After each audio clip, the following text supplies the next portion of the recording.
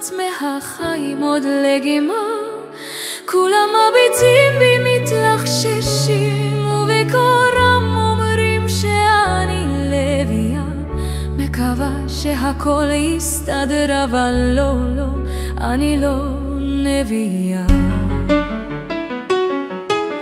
כמו אמא שלי גם אני נפלתי לתחתית, וגיליתי שאני ממש לביאה אמיתית, אבל אפילו לביאה חזקה זקוקה להגנה לפעמים, ולא תמיד יש אריה בסביבה כשהשמיים מרועמים.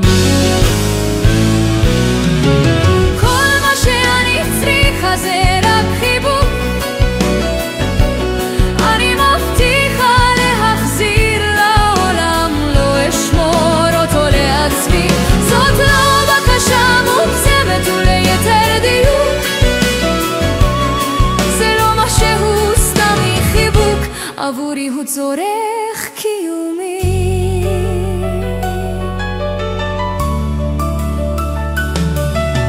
יוצאת בשיער פזור, אין לי חשק לקלוע עצמות, החיים הלמו בי ברעש משתק עצמות, הלב נחנק ועיניים פקוחות לרווחה, אבל אני לא רואה דבר, ואני לא יכולה לחיות אדישה לילה נוסף.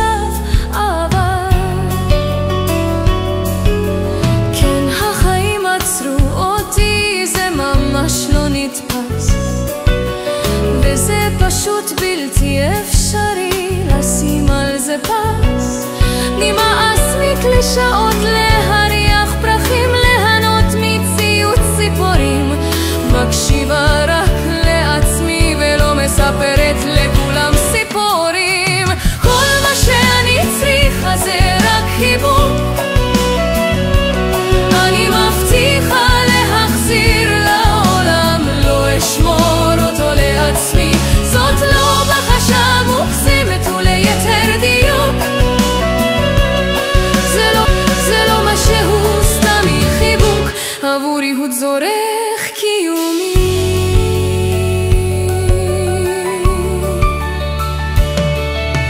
ממשיכה קדימה, יודעת רק בערך לאן, איך יכולתי להתכונן לכזה בלגן, בטח לא בשיחות מחוספסות על חיים שלא מסבירים לנו פנים. זה נגמר משהו אחר התחיל וקשה לי מאוד להפנים. עוד יום עבר בשלום, אני אומרת תודה, באור השמש אני חשה פחות עבודה, אני יודעת שבסוף אנצח ויש לי את הדרך שלי, בטוחה שאני אצליח לגבר על כל המכשולים. כל מה שאני צריכה זה רק חיבוק, אני מבטיחה להחזיר לעולם, לא אשמור אותו לעצמי. זאת לא בקשה מוגזמת וליתר דיוק, זה לא משהו סתם חיבוק, עבורי הוא צורך